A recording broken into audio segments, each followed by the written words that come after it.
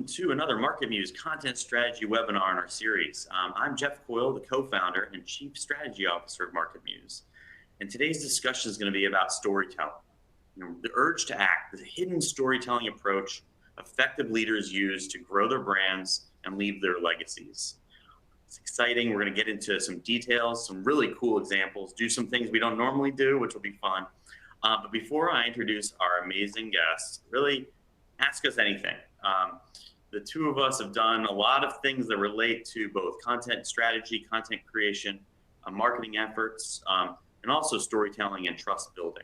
So anything that relates to that, but anything you want, ask us in the questions, and we'll get to them if they're relevant in line to our discussion. But we'll leave some room at the end for a Q&A session.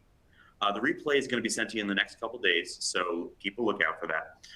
While you're at it, go check out our webinar archive. I think we've got over 100 saved up from some amazing people.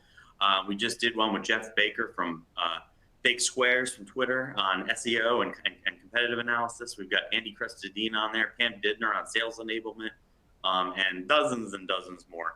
If you care about a particular topic in addition to storytelling, you can probably find a webinar on it. Awesome. So that's housekeeping. I want to introduce our amazing guest. Jay Acunzo is he's an author, he's a coach, he's a storyteller. He has, a book that I really love, Break the Wheel, which you haven't seen, go check it out. During pandemic, he did an ebook, The Creator's Compass, and he's the host of Unspeakable. Jay, thanks for joining us today.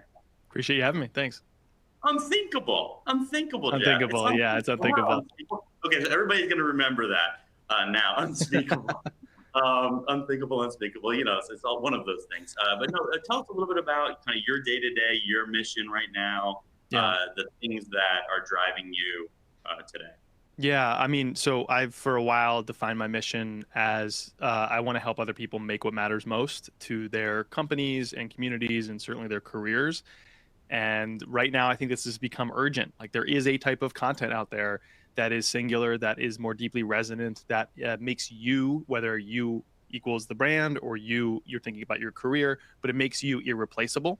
And with the rise of generative AI, certainly we're seeing more and more pieces of the creative process being chewed into by tech, whole projects being replaced, and even maybe whole creators. And I'm very nervous and very focused on helping more creative people. So that's independent creators, in-house content marketers, any professional communicator, learn to not just think about the volume of their work, but think about the power of it.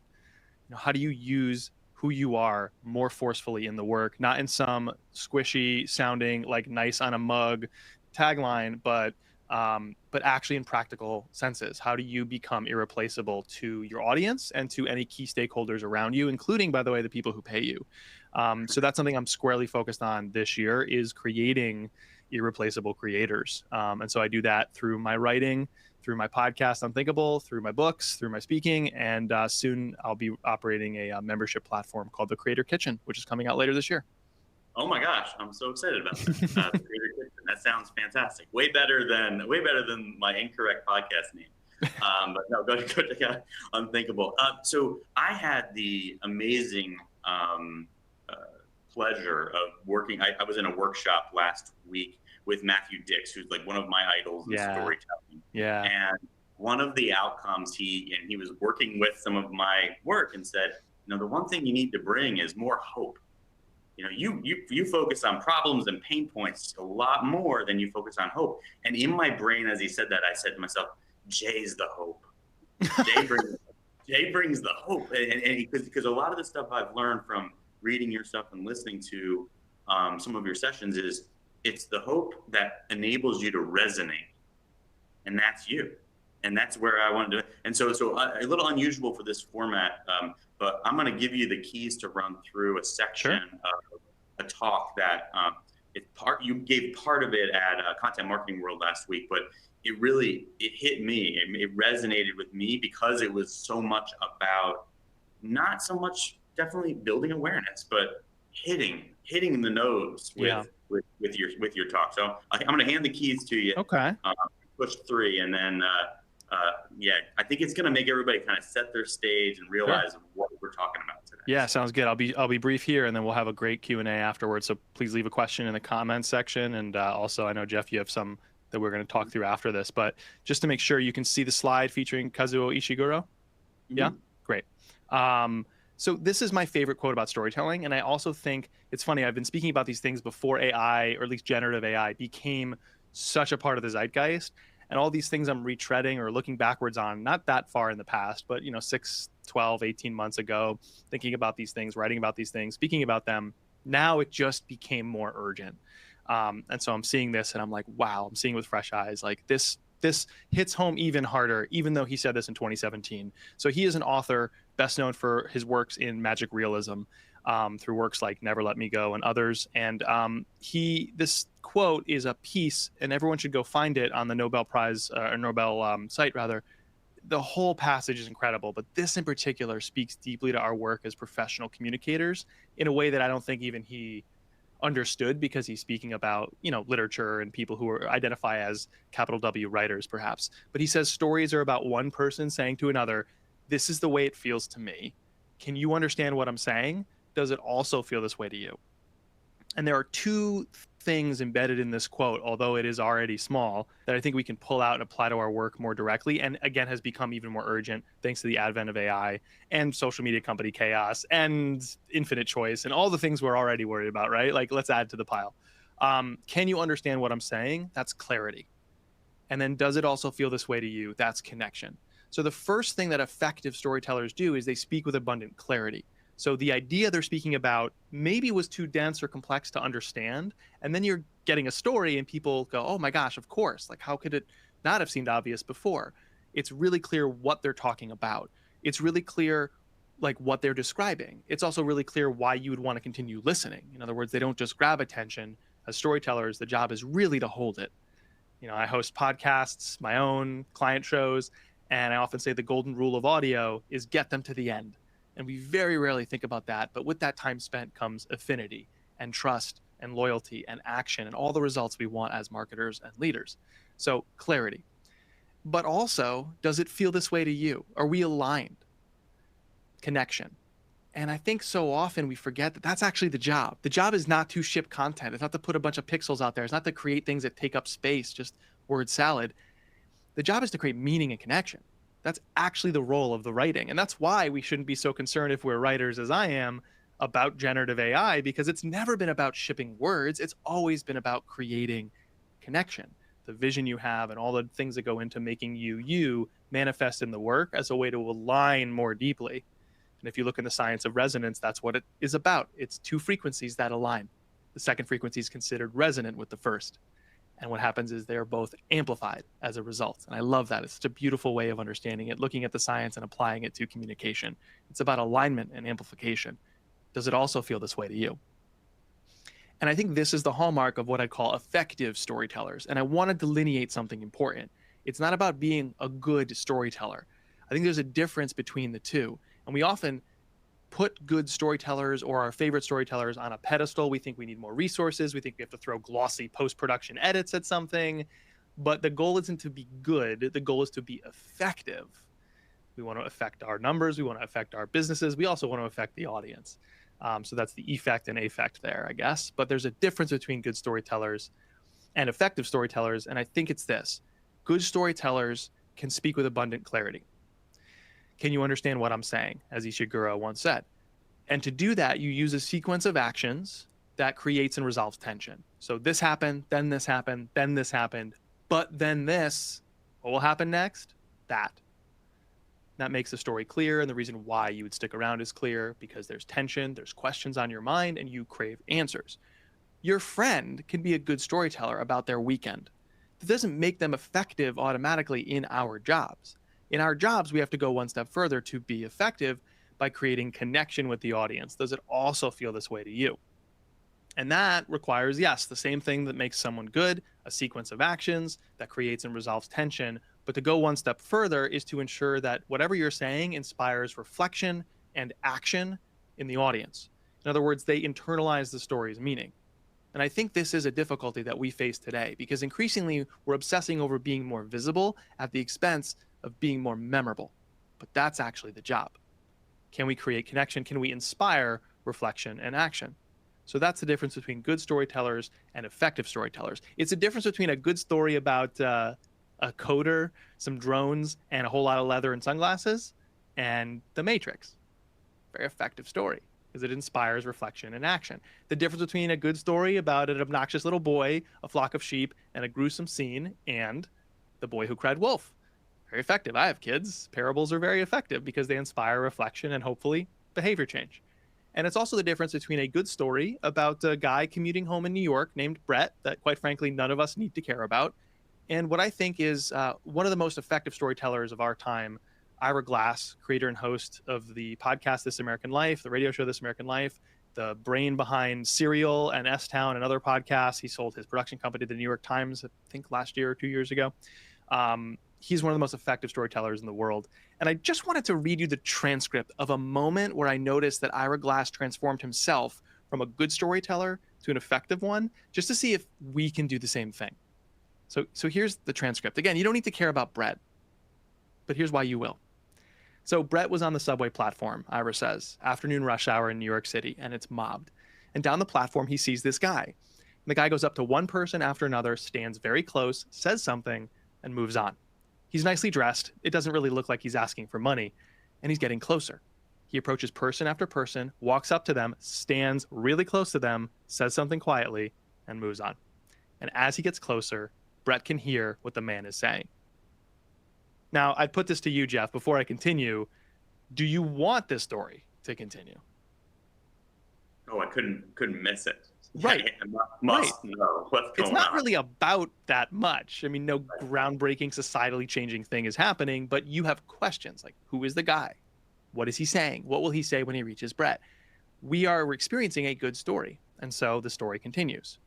What the guy is saying is, you can stay. And he goes to the next person, you got to go. You're out of here. And he gets closer to Brett. And at this point, Brett talks directly to Ira Glass in the interview when he says, Ira, I'm starting to get nervous as the guy approaches. And Ira Glass is like, but Brett, he's not choosing you for anything. And Brett knows that. And so the guy walks up to Brett, stands a little too close, and says, you can stay. And Brett feels euphoria. There's no other word for it, really, says Ira. In his mind, he knew there was no reason to get so excited, but in his heart, it made Brett really, really happy. That is a good story from a good storyteller. But it's not effective. Not yet. It's not going to inspire us to reflect on anything deeper hearing that, or change our ways, or take an action. But then Ira Glass becomes an effective storyteller when he adds this last little detail and says this. There's just something about the judgment of strangers.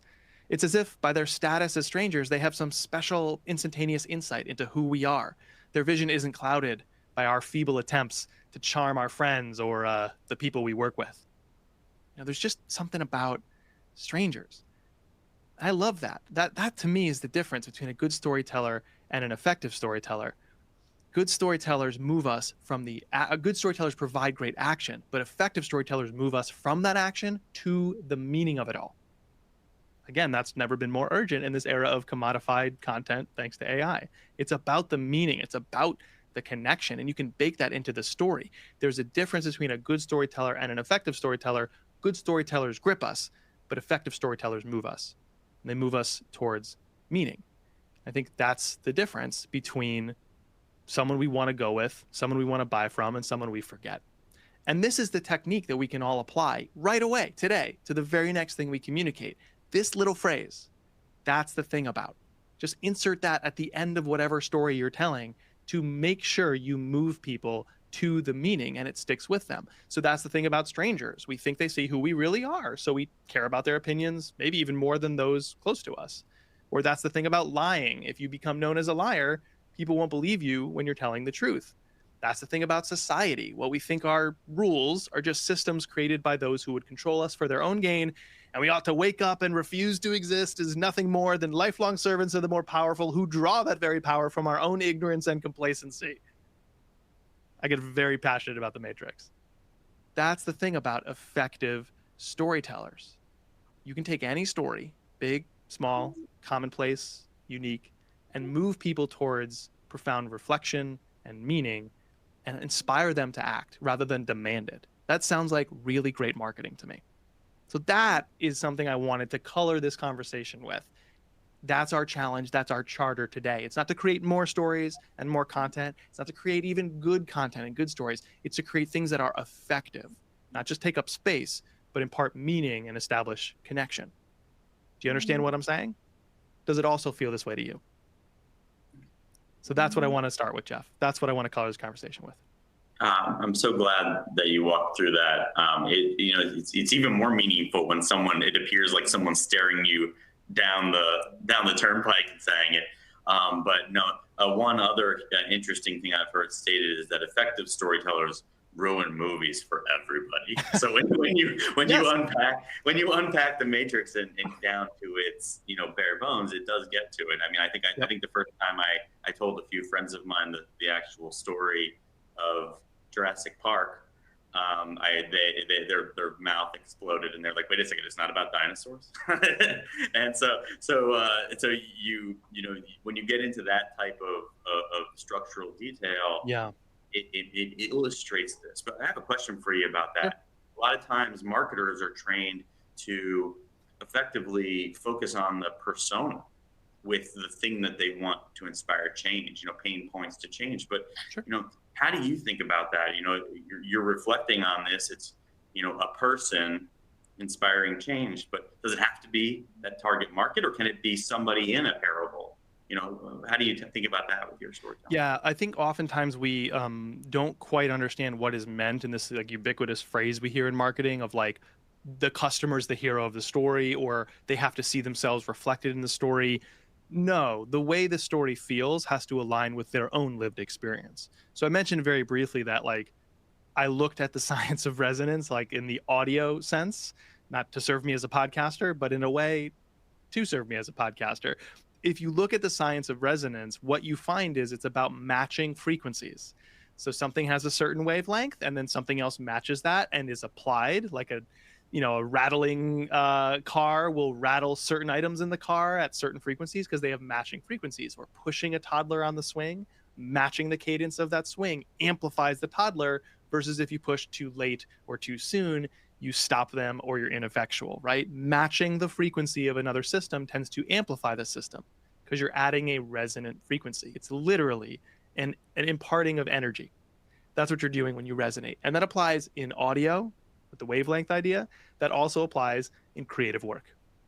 And so you can tell any story. It can be about something seemingly outlandish and fictional. I mean, I did a dissection of Stephen King's work last year, and there's a lot of writing about how fantastical the characters are and all these things. But what's common among his fans and among his own interpretation of his work is everybody seems to agree that his writing is actually not about something horrifying or fantastical. It's about human isolation. It's about when you don't see eye to eye with your loved ones. It's about these things that you can get on board with, because if it wasn't, it's not as gripping. You're not aligned with it. So do I see myself reflected in the characters in the story? I mean, like kind of not really though, but the emotions, the way that it all feels to me, I'm like, I've felt this way before. I feel seen is the punchline, or maybe the pinnacle response you want to get from your audience. So I look backwards at some other storytellers in the recent memory in the brand world, and I think about a company like 360 Learning, which sells learning and learning management software. They have dozens of competitors who are flush with capital and way bigger, yet they compete quite well. They're based in the UK because they are able to make their audience feel very seen. Now, they happen to do that by putting on camera and telling the stories of people who are onboarding to new jobs. So they did a wonderful documentary called Onboarding Joey several years ago, where literally a new hire was put on camera, docu-style, with all the trials and tribulations and all the stress and all the conflict with bosses, the realness of trying to figure out a new job. And they built a documentary and people went, oh my God, I feel so seen. They didn't feel seen because she had the same job title or even necessarily that she was onboarding. People felt seen because the emotions and the lived experience mapped to their own. And I think we take a crude or maybe like blunt instrument interpretation of this idea in marketing, right? It's all about the demographic alignment. It's all about the persona. It's all about their job title equals their job title. and I'm saying, yeah, but they're a messy bag of humanity, that actually has to come through. It's about the alignment with their natural frequency, right? So I don't know if you call that psychographic, but I call that it's emotional, right? And that to me is close to making practical this idea of like empathy in marketing. That's what we're talking about when That we was say what I that. was yeah, that's what I was just about to say. I think it Yeah, gets it's become into, buzzy. does the empathetic nature of what you're writing come through? And in my experience, I started at being able to be effective with connection and had to get better at being clearer. I'm sure there's a lot of people that are around me that are laughing at that, but like I had no problem, showing them that I know them and acting empathetic, but it was an end working backwards to clarity that I struggled with. But when you have you're talking about connection, you're talking about getting to the end, and in search engine optimization and content strategy, a lot of times people are focused on, this is the value that my content is going to bring you. So Yep. the buzzword recent one is taken from information retrieval. It's information gain. So you came in hoping for something, we gave you that and maybe a little bit more. So you think we accomplished that goal. One thing I commonly will tell folks is information gain's great, but it's nothing without connection. How do you think about that? So I've solved your problem. I've answered your question. Yep. Did I inspire you to buy from me? Right. No, if we didn't connect. Is that how you feel about it? Yeah, I think a lot of marketing orgs, and I'm painting with broad strokes. I kind of feel bad about that, but like, let's just hazard a guess that we all feel the same way, that there's a lot of content out there that is not effective. I won't say not good or quality, because that's in the eye of the beholder, but it's not effective. It's not doing the job we wish it was doing for our brands, or if we're the reader or the consumer for our worker lives. It's not effective content or stories.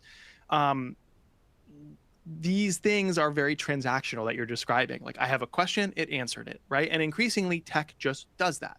It's an answer right at the top of the Google search engine results. It's generative AI acting like a search engine, or spitting out this content without a human really having to be that involved. We'll get to that. We'll get to that, Jay. Yeah, there should be. But what historically marketers were doing was replacing ads with content. They were saying like, well, instead of a banner ad, which we want to lead from today, let's run a blog post, which we want to lead from today. And what they need to be doing is creating the relationship. Instead of thinking of top of funnel, it's about the straightness of the funnel. Like, spending meaningful time with somebody means that they have a higher affinity towards you, that they're more likely to take the next step.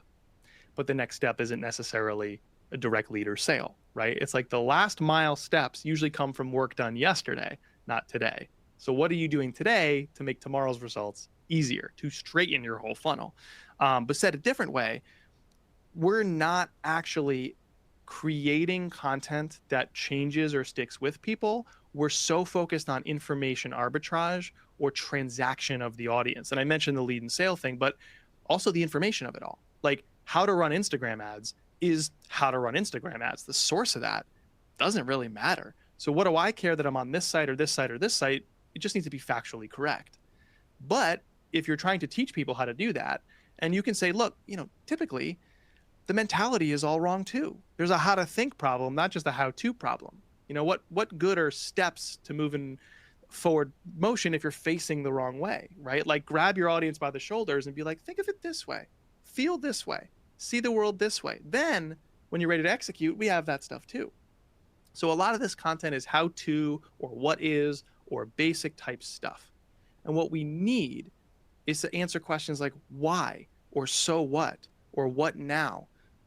These are higher order questions that typically marketers are not answering. And I think the reason why is we're so focused on reaching the most possible people in a niche that we optimize for the lowest common denominator. Like, in colleges, more people are going to attend the 101 level course than the 301 level course, right? In B2B content, there's a lot more people that want steps for running Instagram ads than how to be more strategic on Instagram, or how to think more about your brand holistically, or whatever. And so I think we're experiencing a shift now where marketers are starting to realize it's not about reaching the lowest common denominators. It's about reaching and resonating with the most influential numerators, right? Like, it's a much better lead, closes much faster at a higher margin than to reach an executive than to reach all the practitioners. right? It's like go and reach the people who influence the rest of the people. And I'll end this rant by saying this: consider perhaps that you're thinking of your total subscribed audience. So that's followers, email, maybe traffic on a website. You're thinking of your total subscribed audience equals your total influenced audience. You don't want subscribers, you don't want followers, you don't want traffic, you want influence. And they're actually not the same thing. And thanks to social media, they've never grown further apart than now, right? So what about thinking about influence? That's where a story matters. That's where you open a piece with a personal story, a brand story, a story of somebody else in the industry.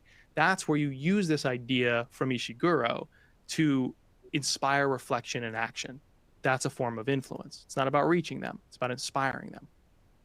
Yeah, I almost see, I'm always trying to apply these types of techniques to traditional marketing things, right? Totally. So top of the funnel and middle of the funnel. And there's categories too. There's permutations of types of stories you need, which I'm happy to talk through. Yes, I would. So, top of funnel to the middle of the funnel, and cluster development where I need a beginner's guide, I need intermediate guide. But I always imagine almost like a mothership over top of all of that funnel that is the connection, and because without the connection, I can read your what is page, I can read your guide, I can even maybe answer a few of those really specific questions that might get me a great lead. Yep. But if all of those things together don't connect with that inspired change that you want me to feel. So in my case, I want you to be more confident making decisions about content for your company. I want you to, right now you feel unsure of yourself. You don't know whether this is the right next piece to write. Well, I want you to experience MarketMuse and say, I'm confident that this plan's gonna be successful. Right.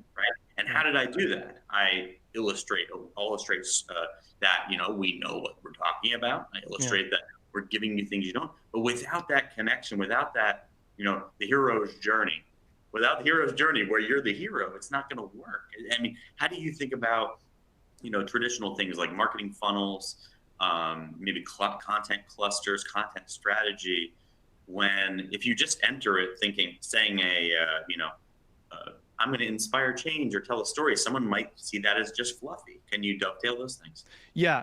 So I think of it as most marketers think about the volume of their work. I think about the power of your work, the power per project, per idea, the power per word. What is the least amount of content you can create for the most amount of impact? So I don't think any boss on planet Earth is going to say no if somebody shows them or suggests to them. I think we can spend less on creating content, do a lot less, and get a lot more out of it. Right? But we don't think that way. We think about the volume of what we do. You got to think about the power of it. Every touch point hits home and feels stickier, right? It's a much more efficient way to go to market than running around with our heads cut off like chickens trying to figure out how do we get more and more content on more and more places, like slicing the marketing pie in different ways. And I want to go through thinking about funnels and thinking about all this stuff, the different types of stories that I think we need to have at the ready as marketers and other go-to-market communicators. But really quickly, you brought up something interesting, which is I get a certain type of question when I talk about story that worries me. And you didn't ask this question, but I can see us tilting down this road, and it sounds like this. So Jay, how do marketers do story better? I want you to replace story with thinking or creativity it's a horizontal. It's not something you do, but that's how we treat story. It's like this abstract thing out there, or maybe a tool we grip hold of, and it's only for special places, right? It's the big keynote, or it's the big essay, or it's the opening of a podcast. To show up and think like an author or think like a storyteller is to step out over the wire without being asked. Because no interviewer, when you show up on a podcast as a marketer, is going to ask you a question and then go, and please respond in story, Jeff. You just decide to do that. No boss or peer, no best practice article is going to say, the next time you write a how-to blog post, open with a personal anecdote. Or maybe even more specifically, pull from that thing you observed while getting coffee yesterday. But that is your unfair advantage, is everything that makes you makes you like the starter dough of your work. In baking, no two starters can make the same dough. So two competing bakeries or pizzerias right next door to each other can have different tasting products because they're starting in a fundamentally different place. You cannot remove yourself from the work. Most marketers try. And that leads us to go, uh-oh, this technology is going to replace a lot of marketing jobs. The best marketers, the most effective marketers / storytellers know that if it's inevitable that I'm going to affect the work somehow, I might as well be proactive about that. I might as well deploy my unfair advantage to my fullest extent. My tone of voice, my personal lived experience, the vision I have for what they should be like, even just the jokiness with which I want to make you like use a bad dad joke to connect with you because I'm writing about something dry today. And isn't that better? Like I look at a lot of this content, whether it's like a Wikipedia article that some huckster on Twitter repurposed into a thread to go viral, or it's a great well-meaning marketing team publishing articles or podcast episodes. I look at it all and I'm like, where are you in all of this mess? That is the only defensible thing. And that is not just for fluff. That is for results because they trust you. They come to you. We're seeing this more and more where brands are acting like media companies. Media companies get that talent is the magnet. Talent. You get to know the NBA writer and come into that website and then explore all their NBA content. Oh, and that NBA writer hosts a fantasy podcast. You get to know the co-host of the pod. You start connecting with the people and you wake up one day going, that's my favorite site, right? That's now happening more and more with brands where the people, their unique perspectives and personalities are where you're starting to get into a brand's ecosystem. So I like to say that right now we're shifting where marketing teams, their purview is not just creating content, but it's creating creators. It's creating storytellers, and they go to market stronger. I'm so excited for that reality, and I think it's inevitable. It's such a great way to explain that, and I think I've coached many SEO teams and SEOs to start. A lot of times you hear it very cut and dry. Middle of the funnel is a gap, right? You need to cover MOFU, keyword list, right? I've said, hey, your how-to content. It's so funny that you said that. Your how-to content should be how to think differently, or with the intent of inspiring change. So it's almost like the how to think problem is your middle of the funnel there. And does your middle of the funnel inspire change, or is it just coaching someone about how to change the battery on their garage door opener, right? And that's how SEO teams and that's how writing teams who understand awareness, consideration, purchase, post-purchase troubleshooting, champion development. Each one of those things needs to dovetail with think differently after you read this. 100%. And I think it's a race to the bottom to only think about essentially being like, who wins that game? Content farms, WikiHow, those basic sites where it's like super optimized just to answer a question. There's no personality. There's no differentiator. There's no like, what's next? It's like, oh, they read the blog post answering that one question. Fantastic. Your job's not done as a marketer. What's next? Like, they should subscribe to your email. They should want to hear from you more. They should build an actual relationship with you, right? But it's kind of like historically content marketing became like, get as close, especially B2B. It's like, get as close to being like WikiHow and all these shitty sites without actually being that shitty. Sorry, that's not going to win over hearts and minds. Like, so you can create more content. It's never been easier to be ignorable at scale. It's very efficient. Ignorable at scale. Oh man, that is the new tagline. That's what's happening when you just turn to the tool, or you follow the checklist, or you're just like filling a slot on a calendar. There's a very like forgettable vibe of content. Like, it's undeniably present when you can experience it. Like, we all think of like ejecting content out into the world, and very rarely we're thinking about the received experience. But that's where the good stuff happens. The relationships, the inspiring change and all this stuff. Let's put on the CMO or CEO hat now. Like, sales, leads, revenue, lifetime value of everybody you reach, cost of acquisition. Like, LTV should go up and CAC should come down as a result of you being a more effective storyteller.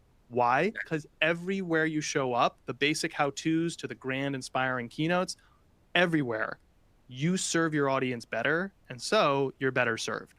What does that manifest as? A more loyal audience, whoever bumps up against that work, who then refers people to you for free. Again, no executive in their right mind would say no to that prospect. No good executive. And it's on us to make a strong case, to show, not tell, to take a stand, to just F it and do it and then prove it later, right? Ask for forgiveness, not for permission, and to articulate using words that an executive would care about why our ideas actually matter. Not what the idea is, not what the story is, not the fact that we want to write more stories, but why it's actually really good for what the people around us, our stakeholders, already want. Like that's where rubber meets the road.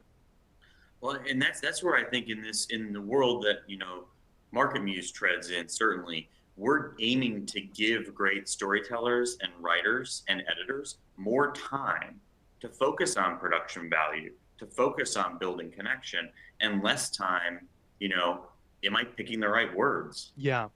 And then that's where sometimes it becomes almost an abstraction, but becoming more memorable at scale, becoming higher resonance at scale. Yeah. That's the dream. And I think that's the missing piece. That's the missing link with generative content. And, I was speaking to a research scientist on this 2 weeks ago. And I said, I think the challenge is, and it's not necessarily about the prompt engineers. I would like to get your point. It's about the subject matter expert or the storyteller editor, right? That's missing because there's no connection between a fact-checking editor and a generated page. Yep. No matter how good they are, that page is not going to connect with the audience, right? Is that the missing link? Well, and this is why I keep saying, like, you need to step out over the wire yourself. It's got to be, and then I'm trying with my work, the upcoming membership, with my stories on my podcast, like all of these things look and sound like, oh, I study, analyze, and teach creativity or content creation or marketing in some ways. But really what I'm trying to do is teach creative people to trust themselves more than the tech, the conventional thinking, the checklist. Because when you do that, yeah, you respond to a question on a podcast with a quick story and people go, wow, that really affected me. And then you taught me all about whatever, growth marketing or the latest advancements in AI. Fantastic. Or within, these basic how-to posts that we, are all so familiar with that maybe we're turning to AI increasingly to do, it feels much more unique or much more gripping than, everybody knows. This is kind of like the opening of a lot of high school writing, right? It's like everybody knows the importance of adopting generative AI into your marketing today. Well, in this post, we're going to cover 5 tips for doing so.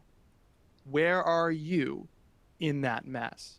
It has to be completely clear. It has to be very personal. That is the last bastion of the humanity of it all, right? And that's going to be what separates it. Because if they can buy a tool and create a lot of content at scale, and you could buy a tool and create a content, who do we pay attention to? We pay attention to the things that we can feel are aligning with us and our emotional lived experience, right? We are emotional creatures. That's how we make choices. I kept teasing, by the way, all the different categories of stories I think we should have in our bag. Maybe we should move over to that section so I pay it off.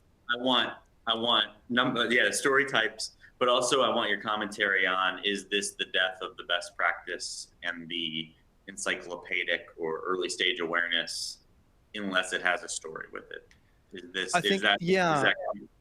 Best practices are going the way of relevance, like relevance as a thing in marketing. I'm not saying it's not hard, like learning a best practice or mastering best practice. I'm not saying it's not hard or even useful. I'm saying it's table stakes, right? You have no excuse to not understand. By the way, best practices are not the best. They're the average practice, and they're possibilities, not the rules. Let's just let's set that record straight. That was my whole book was about that, break the wheel. But it's like, this is being relevant gets you a look. Yeah, there's Jeff. Right? Like, that's it. It doesn't get you someone to walk over, sit with you, or go with you on a journey. No, but that's what we need to drive actual results. So no one pays any attention whatsoever to things that are not relevant. We become obsessed with that word because I think it's like 1950s Mad Men era, Madison Avenue big brand advertising. It still affects us. It still exists and also still affects all marketing, where it's about just get them to look at the ad. Not the best marketing today. It's much more about who stays, not who glances your way. Said another way, it's not about awareness. Not really. Awareness has always been a proxy for what we need to see results, which is affinity, right? So it's not about seconds. It's about minutes and hours. It's not about clicks and impressions. It's about subscribers. readers, evangelists. Like that's the depth of it all is really what we need to protect against all this constant change and competition and infinite choice. So relevance, congrats. You're in the realm of possibility that they might pay attention to you.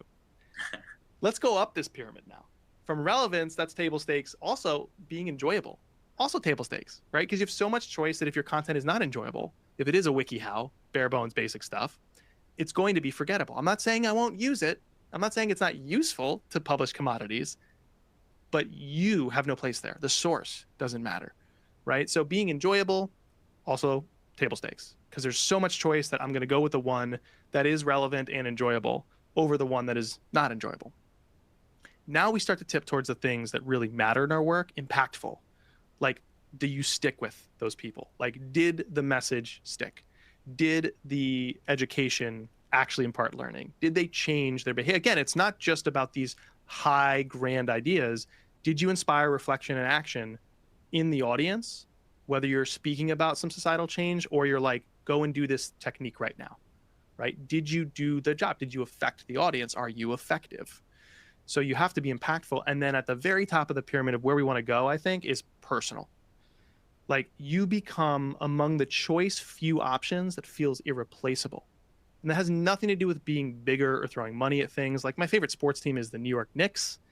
Not the best sports team, but my favorite. It's a very personal lived experience that matches up to what I want to watch or who I watch. I give them my time and my money. My favorite Disney movie is a Goofy movie. A lot of people are like, what? Have you seen this movie? Yeah, I've seen them all. Like Goofy movie's my favorite. Why? Because it's about the emotions tied up in it for me and how that maps to my lived experience. So what are we left with?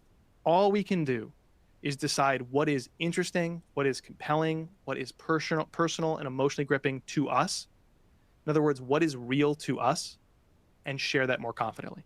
Because if it's real to you, it's going to be real to somebody else. If it resonates with you, it's going to resonate with somebody else. And the era of marketers being these like weird vessels, these weird mouthpieces of like somebody else's documentation and having no personal place in it is gone.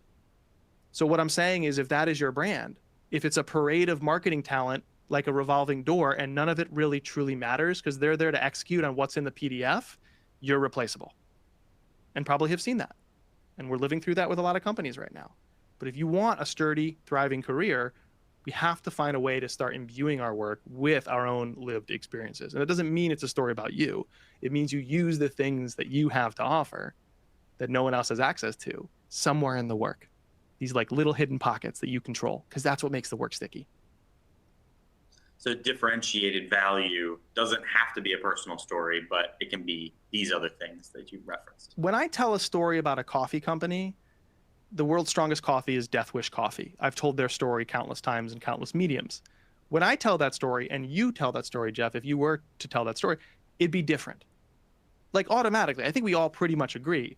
Like, you know, there's a Wikipedia version. That's not what we want to write. That's what the AI can spit out already, right? But if we're telling the story for impact or to impart a lesson, that's the thing about this lesson. There's all these parts and places where it could be different, right? But typically we just like trust or shrug and we're like, yeah, of course, like Jay's going to tell it one way and Jeff will tell it. It'll be slightly different. I think we need to interrogate why. I think we need to really understand what makes it higher impact, or what makes it higher impact with this crowd versus this crowd, or what parts and pieces can we control? Like I mentioned the matrix before, but we ought to see the code of the matrix of creating content. When you know all the little parts and pieces, all the little moves, you have like a little smile on your face or you cackle alone in your office because you're like, I know what I'm doing. This is going to work well. Like it's really fun to feel that in control of your creative process and practice. But these are the things that we often just sort of like left to chance, while then focusing on the more technical aspects, which again are where technology is going to handle it, right? Like I would much rather see somebody really understand, I'll use a crude example, like how to master their own tone of voice in their writing, because they're jokey and they're inspired by these sources. And then they go study these sources and then they look at tone of voice and learn about tone of voice and reflect on their writing. I'd rather see them invest their time there than being like, I'm a really good, I don't know, researcher or optimizer of the content. Like anything that feels like, oh, tech can kind of like get you 50 to 80% of the way there already, if not 100, is not really the best use of your time. It's a lot more internal facing stuff that we need to think through now than what's out there. the abstractions of it all. Tech will take that. Yeah, I think it's always, I mean, I love that breakdown. And it's always about, can you take something simple, even, get as basic as, what is a blank, right? And can you pull something that dry into something that changes Yeah. the listener? Ira Glass is the master of that. Right. Right. You used him today where, you listen to this story and it's a story and things happen. And Yeah. then poof, he smacks you with this thing where you're like, oh, wow, yeah, I got you. And then you go back in time and think about it. So I really think people can look at their high traffic pages functionally and think about that. I have a story. It's a what is a sloth, and it drives all the way back to that you don't get to pick the people you love. If you can go from A to B on those things with a masterful story, people will remember that darn definition, won't they? Right. and so you get these things where you can go from A to B.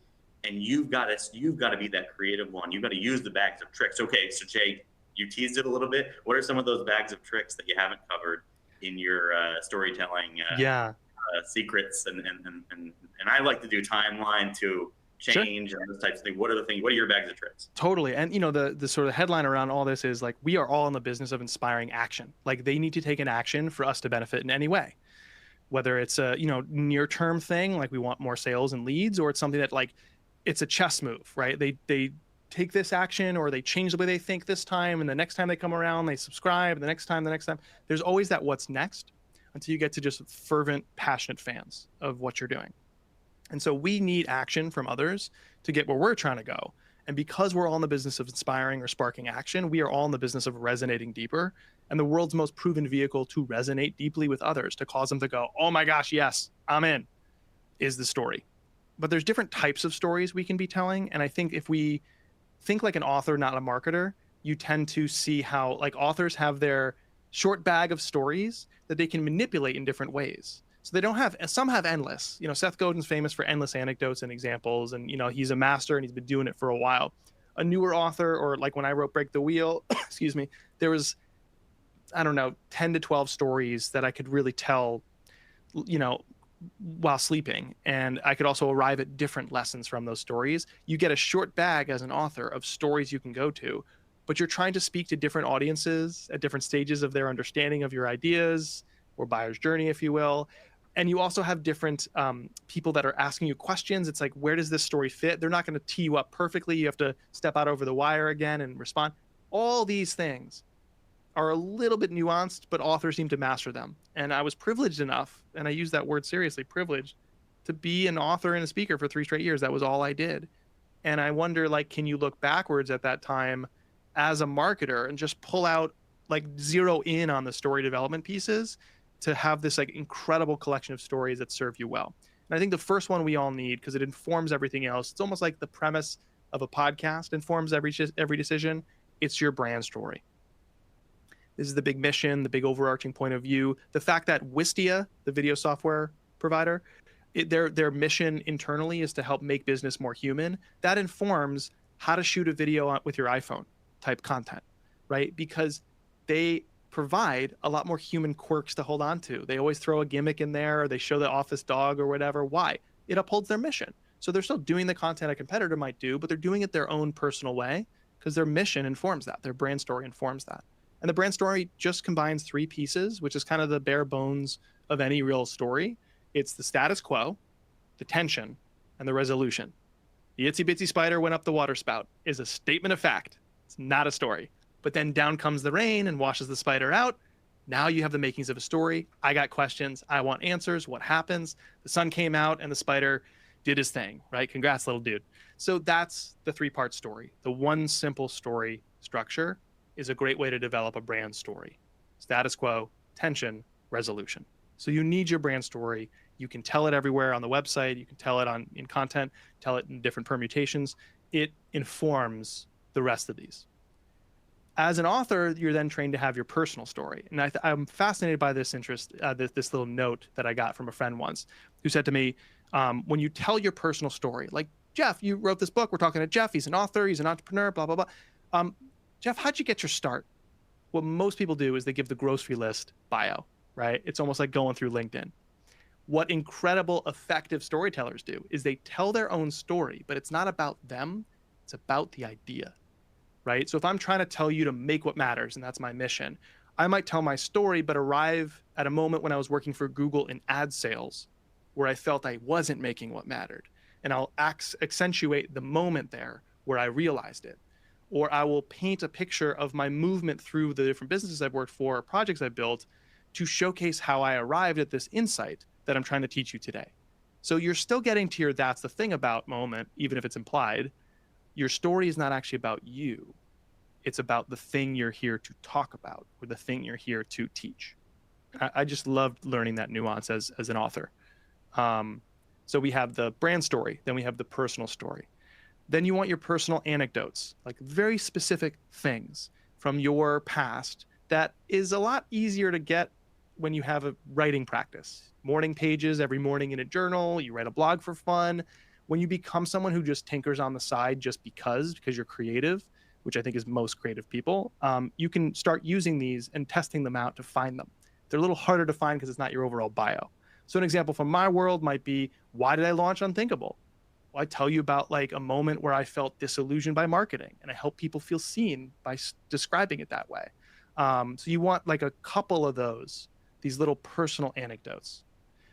Those are 3 categories of stories. I have a total of 6, but I want to stop there and make sure that those made sense. The brand story, the personal story, and then personal anecdotes to empower openings of content or entire pieces.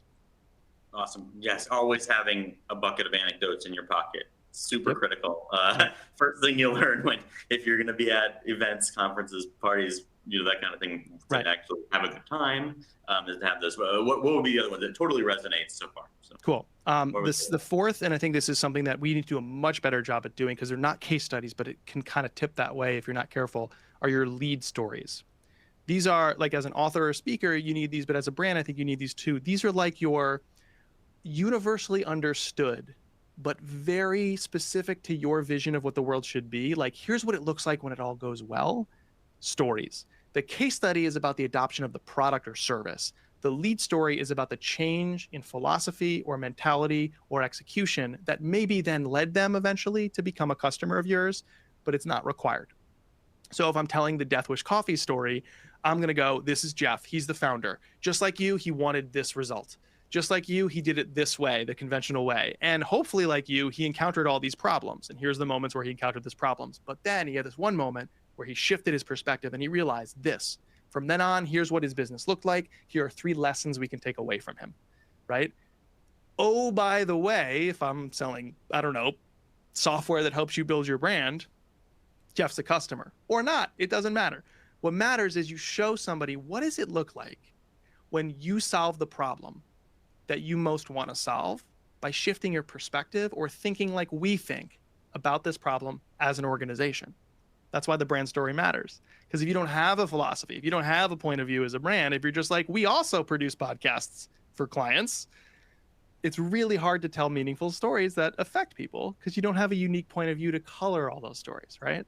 But the lead story is meant to answer the question like, so what does this look like if your prescribed change or the vision you have for our industry takes effect? And you're like, let me tell you about this guy. He started this coffee company. And you move through all the beats you need to so that you can show them.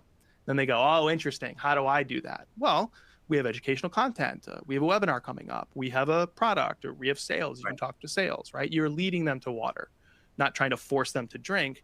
The case study, I suppose, is when people are already actively trying to drink, right? It's like, that's the last little tipping point. It's about the product. This is about I'm gonna weave in some questions, and thank you to everybody who's asked. I've tried to get them in as we go, but a couple of them are remaining. Then you can rattle off the last 2 of your favorites.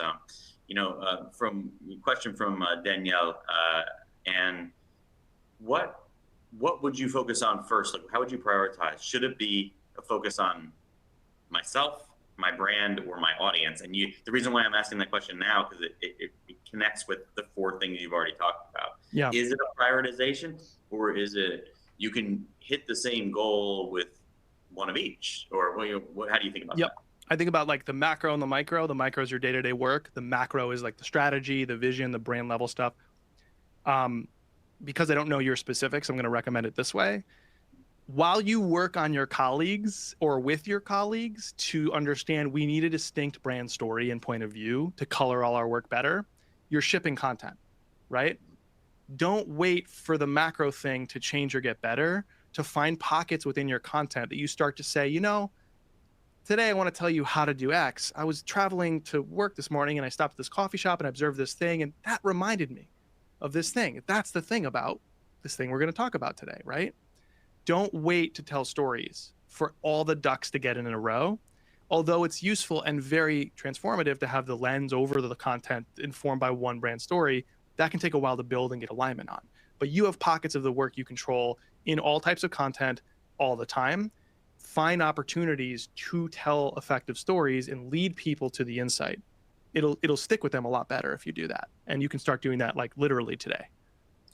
Yeah, I think looking for those in other people's work is always great too. So try to find, even if it doesn't land perfectly, try to find what they were going for. Yeah.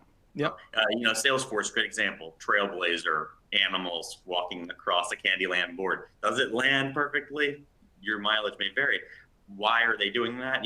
Go through try to look at, see if you can identify it in a movie, see if you can identify it, and then try to associate that with you. That's a really good technique too. When I develop podcast premises, it sounds like I'm developing the whole brand's story, because it does need to speak to that level of idea, that higher order thinking and story. I go to the about page of a client, not the homepage, because I'm looking for mission language. I'm looking for change, or we didn't like the way things were going, so we built the company language. That's a good starting point for the brand storytelling. Oh, I love that. Another great question in here, Ashley has two. And it is, I'm going to distill this. If you're a content creator, it's very important to build a relationship with your customers. How can you balance taking the tasks off their plate, the customer's plate, and then being genuine?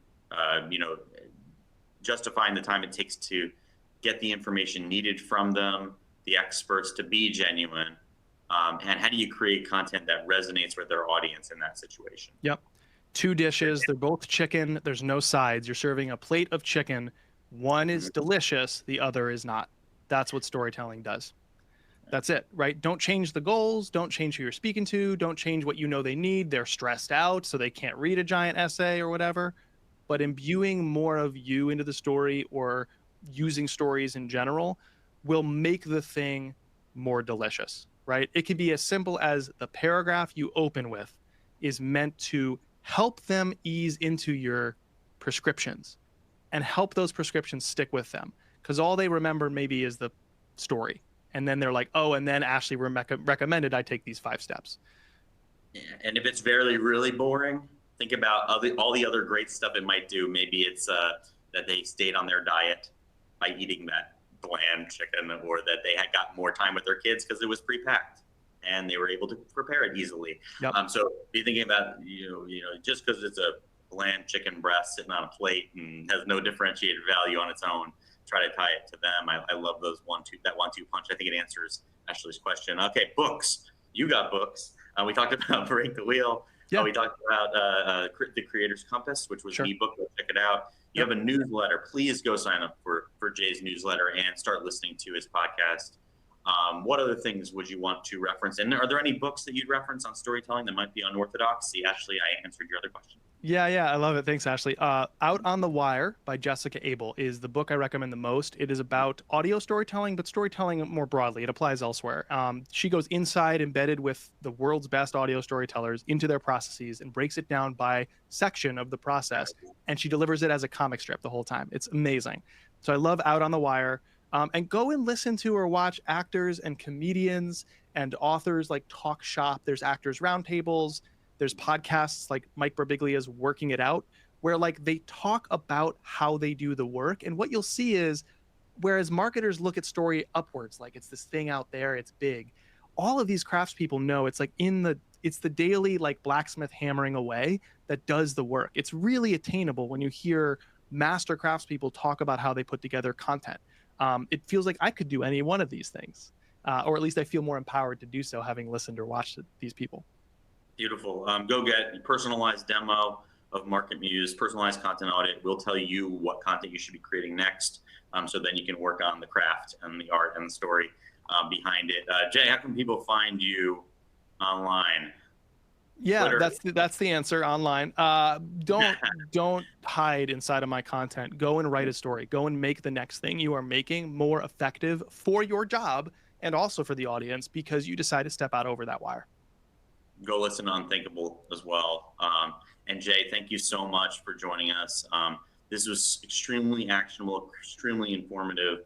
I challenge you to take your driest piece of chicken on your site and make it beautiful. And just think of Jay's face the whole time as we make it a wonderful story. But thanks again, Jay. It was really awesome. Yeah, thank you all for hanging out today. I appreciate it. Just an awesome way to start the year. We've had some really strong discussions so far, and I think they're really inspiring, especially in the age of AI generated content, which, whether you think companies like MarketMuse and others are responsible for it, no, we're not responsible for it. We're going to be the ones that make it responsible for you and your business. So cheers, y'all.